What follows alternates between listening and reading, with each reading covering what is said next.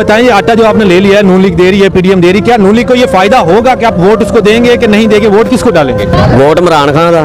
ਇਹ ਲੋਕ ਅਸੀਂ ਹੈਗੇ ਫਕੀਰ ਲੋਕ। ਉਹਨੇ ਕਿਹਾ ਸੀਗਾ ਨਾ ਵੀ ਅਸੀਂ ਫਕੀਰ ਹੈਗੇ, ਜਦੋਂ ਅਮਰੀਕਾ ਦਾ ਹੁੰਦਾ ਸ਼ਹਬਾਜ਼ ਸ਼ਰੀਫ ਨੇ ਕਹਾ ਸ਼ਹਬਾਜ਼ ਸ਼ਰੀਫ, ਅਸੀਂ ਫਕੀਰ ਹੈਗੇ ਆ। ਠੀਕ ਹੈ ਜੀ, ਉਹ ਵੱਡਾ ਫਕੀਰ ਆ, ਉਹਦੇ ਕੋਲ ਵੱਡਾ ਕੋਲਾ ਵਾ, ਮੁਲਕਾਂ 'ਚ ਮੰਗਦਾ ਜਾ ਕੇ। ਅਸੀਂ ਛੋਟੇ ਫਕੀਰ ਆ, ਅਸੀਂ ਇਹ ਥੈਲੇ ਮੰਗਣ ਸਾਨੂੰ ਲੈਣ ਚਲਾ ਛੱਡਿਆ ਹੈਗਾ। ਠੀਕ ਆ, ਅਸੀਂ ਚੰਗੇ ਭਲੇ ਕਾਰੋਬਾਰੀ ਬੰਦੇ ਸੀਗੇ, ਕਾਰੋਬਾਰ ਤਬਾਹ ਹੋ ਗਏ। ਠੀਕ ਆ, ਰੇੜੀਆਂ ਵਾਲੇ ਜਿਹੜੇ ਮੰਗਣ ਤੇ ਆਏ ਆ, ਦੇਖੋ ਬਜ਼ੁਰਗ, ਇਹਦੀ ਉਮਰ ਹੈਗੀ ਆਟਾ ਲੈਣ ਵਾਲੀ, ਆ ਲੈਣਾ 'ਚ ਲੱਗਣ ਵਾਲੀ ਉਮਰ ਹੈ ਇਹਦੀ। ਆ 10 ਕਿਲੋ ਆਟਾ ਮੈਨੂੰ ਦੱਸੋ ਵੀ ਇਹ ਕੀ ਕਰਾਂਗੇ ਅਸੀਂ?